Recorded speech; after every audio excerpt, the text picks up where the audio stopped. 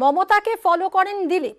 এই মন্তব্য বিতর্কে সাফাই দিয়েছেন দিলীপ ঘোষ। তার আরো দাবি, তৃণমূলই ট্রেন্ড সেট করেছে, এখন নিজেরাই হজম করতে পারছে না। মমতাকে ফলো করেন দিলীপ। মন্তব্য বিতর্কে সাফাই দিলীপ ঘোষের। তার আরো দাবি, তৃণমূলই এই ট্রেন্ড সেট করেছে, এখন নিজেরাই সেটা হজম করতে পারছে না। যারা কলকাতার বাইরে কোনোদিন যাই না, তারা রাজনীতি বুঝবেটাকে? 4 ঘন্টা 5 ঘন্টা রোদে ঘুরুক, দুদিনের চেহারা পাল্টে বাড়ির বউ চিনতে পারবে না। সেজন্য দিলীপ ঘোষের সঙ্গে রাজনীতি করতে হলেও মাঠে নামতে হবে না। মুখ্যমন্ত্রী যেটা বলেছেন, আমি তো ওনাকেই ফলো করি।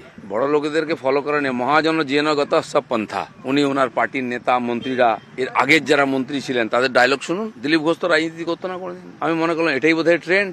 আমার মনে হয় এটা সহজ লোকে বুঝতে পারে, কিন্তু ওনারা যে হজম করতে পারেন না, এত হজম শক্তি কম, এটা আমি জানতাম না। খবরে থাকার চেষ্টা, পাল্টা আক্রমণ শানিয়েছে তৃণমূল।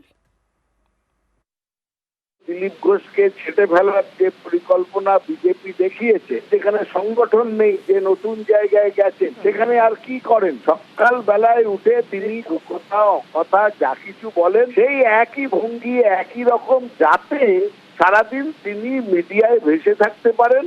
এটাই তার প্রচার পদ্ধতি, কারণ দলের সংগঠন নেই, তাকে এই রাস্তা নিতে হয়েছে।